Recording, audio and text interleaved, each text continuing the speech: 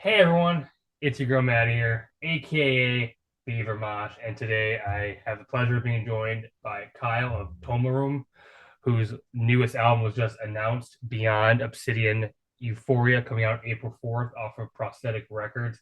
Kyle, congratulations on announcing the new album. How are we feeling about it? Well, I'm feeling pretty good. The response to the first single, Shed the Ceronious Skin, has been pretty good, which has been really nice. It's a little bit nerve-wracking because we put a lot of time and a lot of effort into this album, Yeah. and it's kind of like after sitting on it for so long Yeah. and only like the label and like people that we were super close to hearing it, Yeah. it being like out into the world and people know that it exists and are like able to start hearing some of the music, it's kind of like nerve Yeah. wracking. Mhm. But You are following up your 2022 release, Ash in Realms of Stone Icon, and if I remember right, it did get some attention. But in 3 years since that release, how do you feel you have evolved as a band? so on Ash, we were a two-piece with session musicians, but Yeah. now we're a full five-piece lineup. So Hmm. that's the biggest difference. The songwriting is a lot more collaborative this time. On the first one, I wrote the majority of everything, but I wrote maybe half of what's on the new album, and it was like a completely collaborative process. So it's a lot more diverse, a lot more dynamic, and a lot more of like different influences coming into the fold, with everybody else writing. This is also the first time that Brandon is, instead of doing kind of backing vocals like he did on Ash, he's kind of like a co-lead vocalist now. So there's like several parts Mm. throughout the album where he takes the lead, and then there's parts where all five of us are singing as well. Yeah, and I was gonna ask you about that because you mentioned on your previous record you were just a two piece. Now that you're a full band, what has that opened up and allowed this project to do that maybe you previously couldn't? First thing is touring.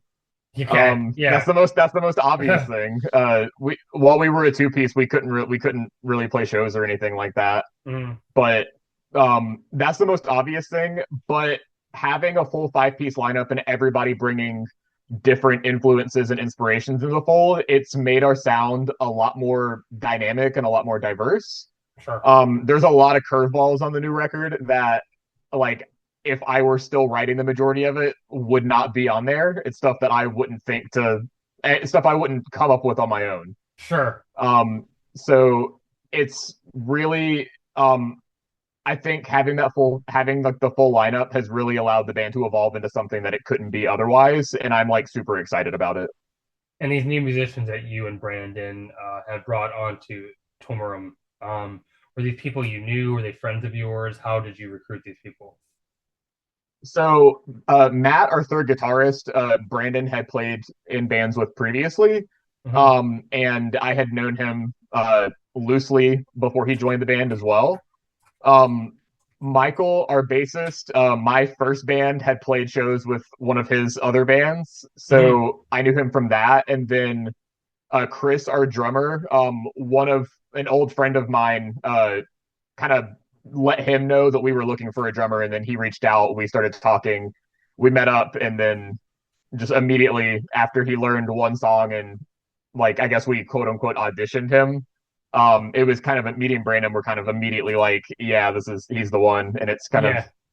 it's been that way for almost 4 years All right. at this point. Cool. Now, this record, it's 70 minutes long. Yeah. When you started when you started writing this, did you have it in your mind that you wanted to create something, I don't know, this large in scope? That's always kind of the plan with Tomarum stuff. Yeah. I wouldn't say that making a record that was even longer than Ash was the plan. Hmm. That was actually like one of the biggest criticisms that I saw of Ash in reviews and stuff like that was that it was too long. So to me, it's kind of funny that we're following it up with an even longer one. Yeah. But it just kind of took shape that way as we kept writing and kept writing. It kind of made sense to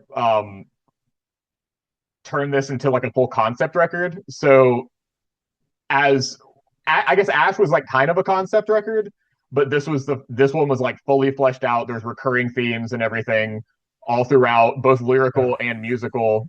And the more that we wrote and the more that we worked on it, the bigger and bigger it got. So we just kept letting the music tell us what to do, if that makes sense. Yeah, And once it felt done, it just ended up being 70 minutes. too long is always an interesting critique to me because there are extremely long black metal albums out there that are highly acclaimed, and I think I think the question shouldn't be is it too long or too short. It's does it does it remain interesting for its longevity? You know, like does it is Yeah, it yeah does it yeah, for justify its sure. length? Right.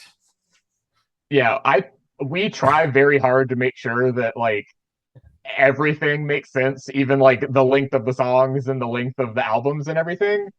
Um, we feel like um even though the record's 70 minutes, we feel like it's all killer no filler. Hell yeah. Like we wouldn't have put out a record that long otherwise because it can get really, really tedious to listen to something that long when it's not holding your attention the entire time. You have Pace HD of Air out here putting out like 7 hour albums, and people would Oh yeah, that's seem one to of my be favorite bands. same. So places where your music is listed, you know, you look at your Metal Archives page or whatnot, or like RYM. You're categorized as progressive black metal. Do you agree with that? Is that a term you claim? You know, you go around telling people you play in a progressive black metal band.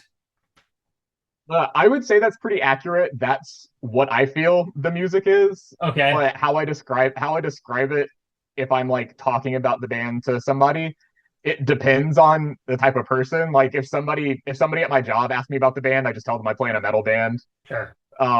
But if it's somebody that like listens to metal and is kind of familiar with subgenres and everything, then I'll Yeah. just be like, yeah, we play in a progressive black metal band, and then I'll mention that there's like technical like influence from tech death and stuff like that in there as well. Because even though it's like progressive black metal largely, I feel like there's a lot more to the sound than just black metal. It's it's interesting you mentioned that because like yeah, like I when I talk to people at work, you know, and I talk about like being in metal, I'm not getting into like the nuances of subgenres of them because they probably don't understand unless they like start talking to me about it. I know, but sometimes these terms get out there in the ether, but people don't quite know how to use them, but they use them Yeah. anyway. I had a customer tell me that they were like, "Oh, you like metal? I found this new metal band. They're a black metal band." And they told me what it was. Like, "Oh, interesting. I'll check them out." And I went home, and it was like a hardcore band. It wasn't anything close to black metal, Uh, but just yeah. like yeah. What you know these terms it's anything with like you know the term screamo. Like the term kind of just kind of got out there and Yeah. people misuse it, but it's interesting. Yeah. I saw somebody when the last record was like making the rounds initially, I saw somebody describe us as experimental deathcore. And I was just like, I don't hear it, but if that's what you hear, like yeah, call it whatever you want. Thank you for yeah, listening. yeah. I did listen to the new single that you are now streaming on Decibel, which if you're watching, you can go listen to that right now. Um, and there's a lot going on. You know, there's some Yes. electronics, there's a lot of melody, more like spacious bits, even some like kind of folksy elements. Definitely doesn't read as like straight cold, you know, second wave black metal. Um, Yeah. why was this the single you wanted to give out first? So it's my favorite Tómarúm song so Yeah, far. That was like the biggest thing when we were like listening through the album after it was done. This was the one that to all of us just kind of screamed like this needs to be the first single. yeah, To me, it shows how we've evolved as a band, but I think it also has a lot of what makes Tómarúm Tómarúm in there. So like there's other stuff on the record that feels more in line with what was on the first album, mhm. but we were really wanted to be intentional about showing the new things that we have to offer with this one as well, but without straying too far from that core sound. And Hell then yeah. on top of that, it's just a very personally significant song to me. Um, and I was just really anxious to get it out there. So that was another big part of it. Yeah, yeah. I'm glad you segued into that because from my understanding, the single kind of points at some of the homophobia present in the U.S., especially the southern U.S. Would you want to like kind of talk about that a little bit? Yeah, so growing up as a, closeted queer kid in the South, definitely has shaped the way that I perceive things and has, I guess for lack of a better word, it was just very, very difficult, and it took a long time for me to come to terms with and embrace my identity. And, the whole record is about like the complexities of healing from trauma, whereas the first one was about the first one was kind of setting the story for that and me kind of dwelling on how I was feeling. Mm-hmm. Here I'm like really trying to move past that and you know learn to function as a normal human being and try to be happy and everything.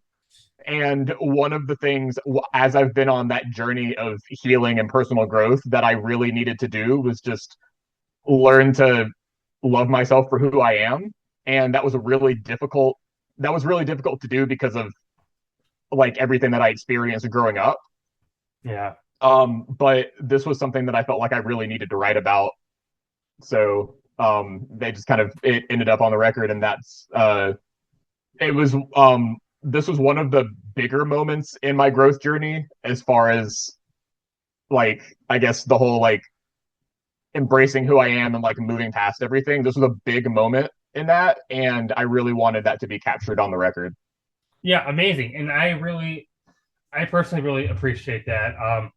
My story is a little different than yours, but I can relate in that like I being closeted by in the fact that I was raised by evangelical pastors. So same kind of stigmas there, and just like I just couldn't explore that, or it was repressed. So like trying to figure that out later was very challenging. So as personally, I find that the subject matter you're talking about, I very appreciate it. So thank you for writing about it. Of course. Yeah. Um, this record was mixed by B. Santura, who has a long resume of black metal bands that he has worked with. I mean, he remastered some of the Celtic Frost stuff for God's sake. What did he help bring out of your sound personally? I think the main thing that he brought to the table Yeah. was um, we have. I think this is. I guess I'm trying to think of the right words for it, but I think he captured the sound of the band Yeah. in the truest way possible, like so far. What we really wanted with this record was we wanted something that was a bit less modern sounding. Like we didn't Sure. want like a super sampled sounding drum kit or like a super loud mix master. We wanted something that sounded natural and organic that, was still heavy, but you can hear everything and everything has its own room to breathe. Yeah. And I think Vicentura does that really well. He has like in his production credits, he has both black metal bands and tech death bands, and those are the best. Those are the two biggest parts of our sound. Yeah. And like I love the way that let's say Acroasis by Obscura sounds. Like the mix on that one's fantastic. And then he's also mixed and mastered bands like Vidark and Shade, who are a bit more in that like super technical, like super complex black metal direction. Yeah. So we went with him. We went with him mainly because of that, and we think he really knocked it out of the park. It's with black metal. I think it's especially with like modern black metal. It's a hard balance to find because I think if you sound too too polished or too good, almost it sounds bad, right? Because it's like doesn't feel Yeah, like black metal anymore. Um, yeah, it's too sanitized. But like if you let it, you there are, obviously there's a lot of bedroom black metal projects that are mixed at all, and it's just muddy, and that's also not that appealing all the time. So, like, yeah, got to find that like right center. Where do you fit on that? yeah, exactly. um, now you mentioned the Dark and Shade. You've mentioned Base HD of Air, black metal bands that you appreciate. I want to know kind of more. What are some of your don't necessarily maybe not. I don't want to put you on to tell me your favorites, but what are some big things that you have listened to in black metal that have really shaped you, like kind of shaped your direction as a musician? So, the bands that made me like really, really want to pursue like more black metal type stuff in my songwriting are Agalloch and Wolves in the Throne Room. Those are Of like course, Agalloch's still my favorite band to this day. yeah, Um, but Emperor was also a big one, the early Emperor records. And then there's a lot of newer stuff that inspires me as well. The band Iron Firmament, okay. I'm I've not familiar with really, them. really been into. Could you repeat that? I said I'm not really into. I'm not familiar with Iron Firmament to be honest. They're really, really great. It's like super riffy, like fantasy inspired black metal from Seattle. Yeah, But they're really awesome. Lamp of Murmur is another big one for me. love Lamp and Uh, Murmur. and then I love a lot of like obscure like 90s Eastern European demos and stuff like that. So Great, like a whole like I love a lot of like super noisy, super abrasive stuff as well. So it's like I like the whole spectrum of black metal. of course. So I try to like incorporate all like all of that into my riffing style and try to like create my own or try to create my own sounds like out of all of that that I'm inspired by. Yeah. Um, you mentioned Aglock, and I last year I got to see Aglock headline a festival. They played an outside stage, and it was incredible. Like it was just like so ethereal. It was I don't know. It was my first time seeing them, and I'm so glad I got the opportunity. They're just an incredible band. Yeah, I saw them at their I guess their like reunion show in Portland in Yeah. 2023. I flew out there and I me and Tony and Chelsea from Dawn of Ouroboros and then my best friend all road trip down from Seattle and I cried at that show. It was probably the best show I've ever seen in my life. I'm the Mantle Girl personally, but what's your personal favorite Agalock record? The Mantle. Okay, yeah, That's my number one like of all time. yeah. Any album.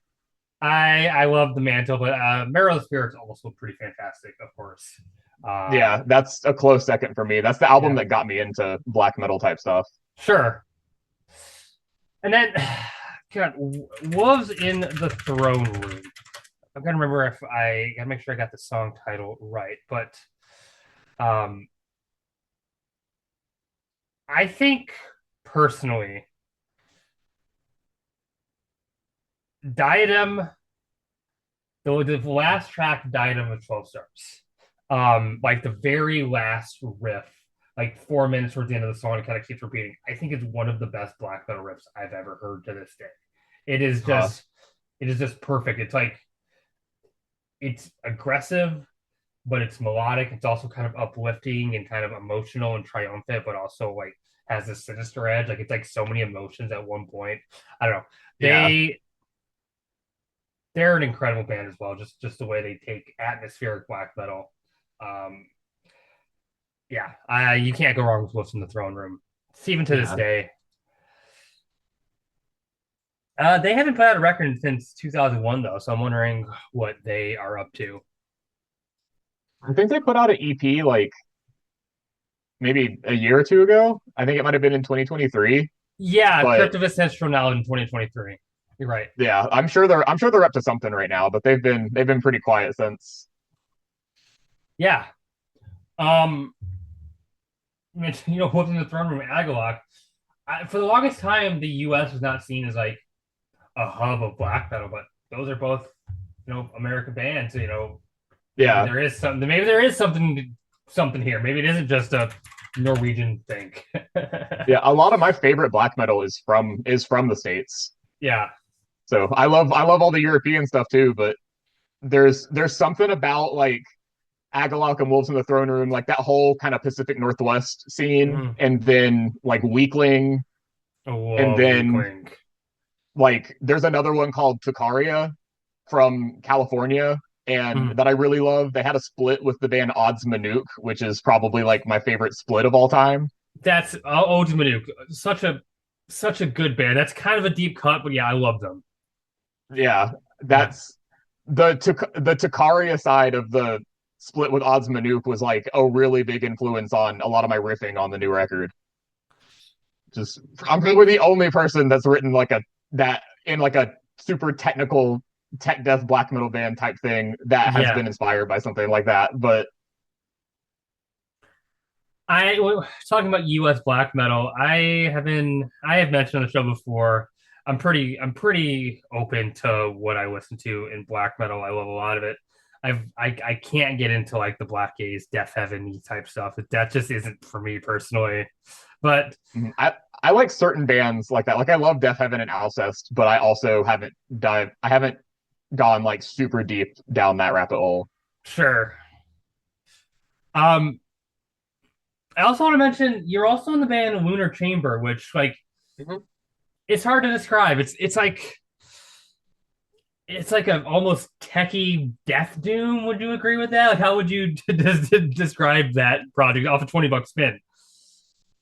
Uh, I think that's accurate. Like, I think Yeah, just like progressive death metal is probably the most general term for it. But yeah, to me, there's parts that are like borderline psychedelic with a lot of like the weird synths, and there's yeah. doomy parts and everything. But yeah, it's I feel like most of the bands that I'm in end up being like kind of hard to categorize because me and Brandon just kind of do whatever the hell we want, and then it like loosely fits in certain genre tags.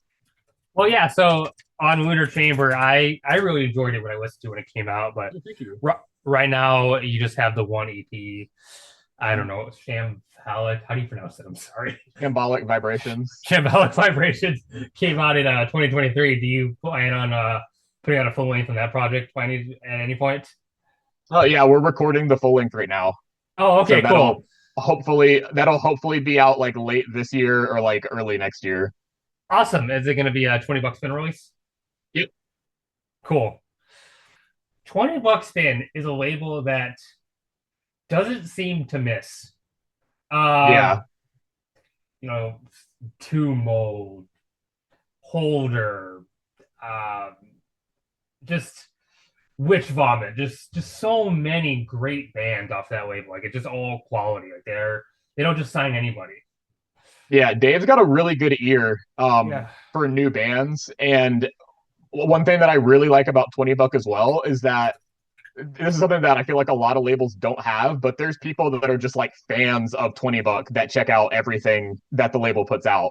And that's Uh, really, really awesome I as have a a $20 like, spin sticker on my water bottle. I'm one of those people. oh fuck yeah. But it's really, really awesome to have that as like a brand new band, like Lunar Chamber was, where there was no music out previously and Mm-hmm. nobody knew who we were except for, friends, that we instantly were kind of put put in the ears of like all of those people that just check out everything that 20 Buck puts out. So it was almost like I feel like the release did a lot better than it would have on a lot of other labels because of that. I mean, personally, I trust $20, and I know that they're gonna like, Mm-hmm. even if it isn't something that I'm not, is it like personally my taste? Like, there's been $20 spin releases that like it's not really my thing, but I get why they were signed. But like, I get that Yeah, there was some consideration to this signing. Like, it's like something that they found to be good. It wasn't just like a cash grab for them, yeah, for sure. Like right? not everything is my thing Yeah. on the label, but I don't think they have a bad band on the label. There's just things that don't align with my personal taste. Hmm. Exactly. Um, I wanted to ask you a bit of a deeper, maybe more important question here, but peanut butter and jelly or grilled cheese? I don't like jelly, so I'm gonna say grilled cheese. Okay, okay. Um, yeah. Do you have to have it with tomato soup? Is that kind of your vibe? uh, I wouldn't say so. That's Okay. kind of like take it or leave it. You don't like jelly.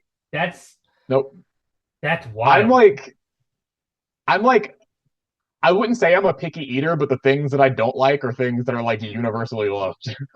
Okay, what are some of the things that you don't like that are universally loved? Ice cream. That's The the biggest fuck? one. The fuck? Yeah. Is it like the texture or the coldness or It's it's like to me it just tastes like milk with a hint of whatever flavor it is, and I hate the all taste of milk. So I have beef with ice cream because of that. right, so whenever I do an interview, when I post on social media, I like to like put like, band talks about album and like also like I and we talked about ridiculous thing, and so I have in my notes we talked about our beef with ice cream. So that's going in in the video description. Anyway, um, what else? What are the other foods that you hate that are just like people like? Coca-Cola is another big one, and just like soda in general, I I can't love do. Diet Coke. Okay, I'm trying to think what else. Uh, Mayo is a really big one for me. that's understandable. Yeah, those are like the big ones. So no Jimmy John's sandwiches for you then, because they're known for their mayo. I mean, I'll just get it without. Okay, you can get the mustard. Um, I, I'm I have beef with mustard too. Jesus Christ, what do you what are foods that you like? Well, I I eat a lot of Asian food, love Asian food. I and think then it's stir like fry all the time. Indian food and Ethiopian food and stuff like that. Okay, what do you prefer? Like I don't know, Thai food or Japanese food, or would you have a specific Asian food that you enjoy? I love Chinese and Japanese food, but I love Thai Yeah, food as well. And then pho. I'm pretty much whatever I'm in the mood for, but I don't think there's Asian food that I dislike, like I generally. I'm lucky that I live in a neighborhood with a very dense Vietnamese population. So there's like a place to get pho Mhm. like on every corner. It's fantastic. And there's also these like Asian grocery stores that I can go and buy ingredients for to cook at home. So Yeah. I'm lucky in that regard. Um Also a lot of great, other Chinese food. I live right next to a great Chinese restaurant. So but I am the same. And Hmm. then Indian food. I actually just went to a good Indian restaurant with it was my best friend's birthday. That's where she wanted to go. Hmm. Got gobi Manchurian, but I love a good Indian dish as well. Are you a spice Yeah. head? Uh, I wouldn't say I am. Okay, I uh I whenever I go to a place, I do like spice. I'm always too afraid to order it too spicy and ruin my dish. I always order it too Uh-huh. low. I wish there was a way to like customize it a little bit, but yeah, Uh-huh. I get that. Well, back back to the band. Do you plan on touring for this record? You said now that Oh you're on yeah, five, you think you do it? absolutely. Yeah, Yeah, we've got something in the works right now. yeah, Our agent's finalizing details. We have holds in like most of the areas that we're supposed to be playing in. yeah. That'll be in June, and then we're hoping to do something in the fall and pick up hoping to pick up like a support slot for a bigger band or something like that. It just kind of depends on how the album does and how much demand Yeah. there is for us to be on a type of bill like that. Yeah. But we definitely plan on touring as much as we can. Would you like to do like the festival circuit, like right, play at Maryland Death Fest or Hellfest or something like that? Would love to. It just depends on what we get offered. And then Yeah, for like overseas type stuff, like it has to make sense financially. Like yeah, we have to be able to afford to get over there. right. That's the biggest obstacle. But we've had people ask us, or I guess not promoters, but like people that are into the band ask us when we're going to come to Europe before, and we would love to do it, but it just kind of Yeah, depends on the financial situation surrounding it. I'm always like when European bands come here to the US, I'm like, there's no way you're making money off this. You're probably going very in the red. Like thank you for coming here. But like Uh, there's no way that this is profitable for you. So like I mean I yeah. get that. Yeah, yeah. Um well I did want to like ask you personally, you are in this band, you're in other bands, but outside of making music and listening to metal, what are some of your hobbies? What are things you enjoy doing? Uh, so I guess the two things that I spend the most time doing outside of music are I read a lot. I'm real big into fantasy novels, Oh yeah. and then I play video games a decent amount too, mostly like JRPGs Yeah. and like Ninja Gaiden and shit like that. Sure. And then I get tattooed a bunch as well. Those are like the main things I do outside of music. Yeah, I'm a big PC gamer, so when you mentioned JRPGs, I perk up. The For Final Fantasy VII, the the, the sequel to the remake of Final Fantasy VII Rebirth finally made it to PC, so I just purchased that, so I'm really excited to play that. Mhm. I haven't played the remakes yet. I played the original Of and I course, fucking loved it, but I yeah, haven't. The remakes are a bit too pricey for me right now, so I'm just kind of like sure. holding out until they're a bit older. What do you typically play on? Console, PC, or I have a Steam Deck, so I okay, guess yeah, technically PC, but I play on that. yeah. So I mean, so then you have access to the Steam sale. So Steam always puts stuff Yep. on sale, but Yeah. um, I haven't played any of the Persona games, and I've wanted to. But like when we were talking about JRPGs, have you played those games? I haven't. Tony from Dawn of Ouroboros has been recommending those to me for years, and I just haven't Yeah. done it yet. Right now, I just beat a game, so I started. I've obviously played all the Halo games, but Mhm.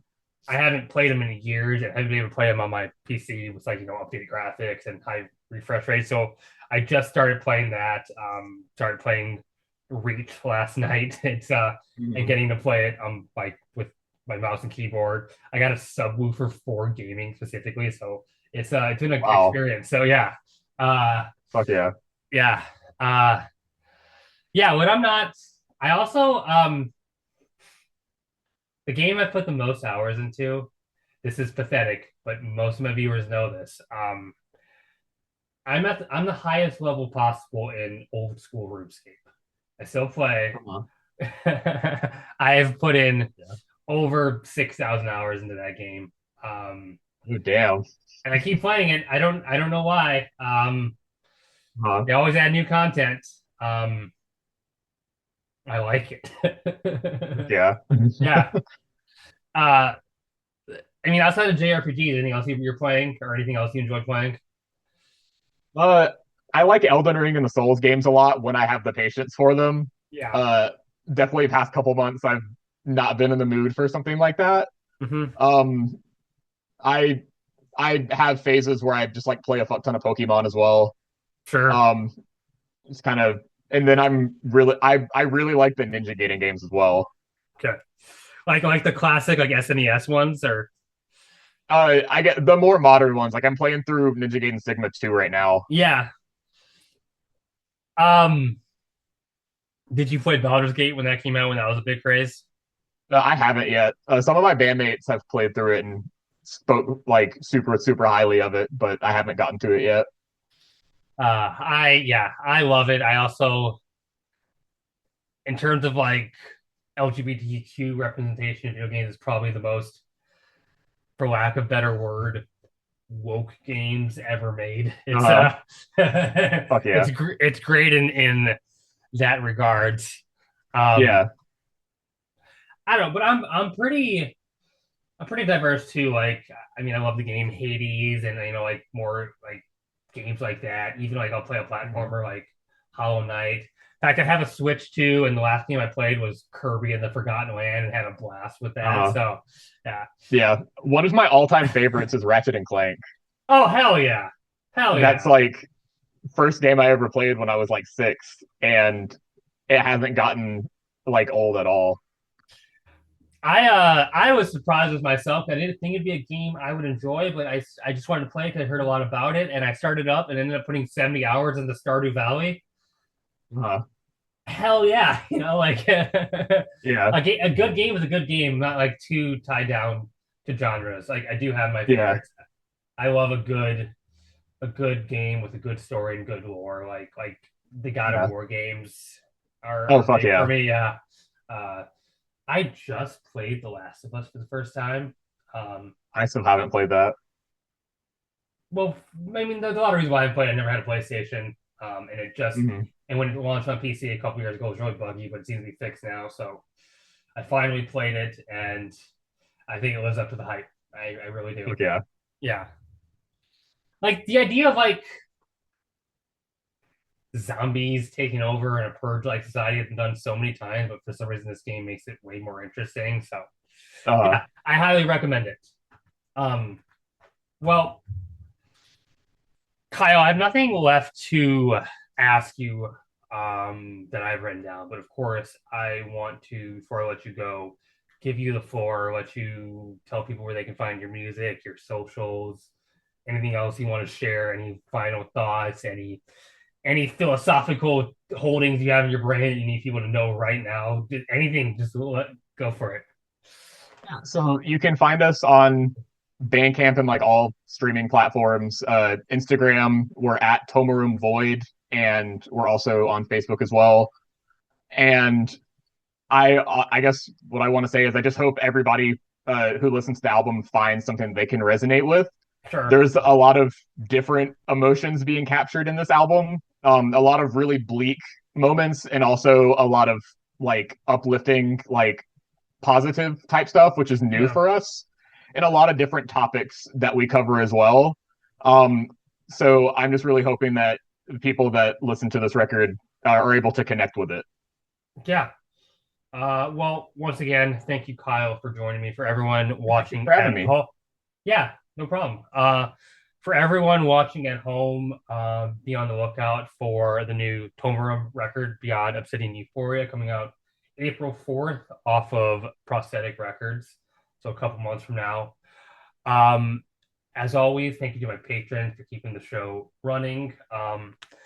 Keep it metal. My name is Maddie, aka Beaver Mosh, and we're out of here. Bye.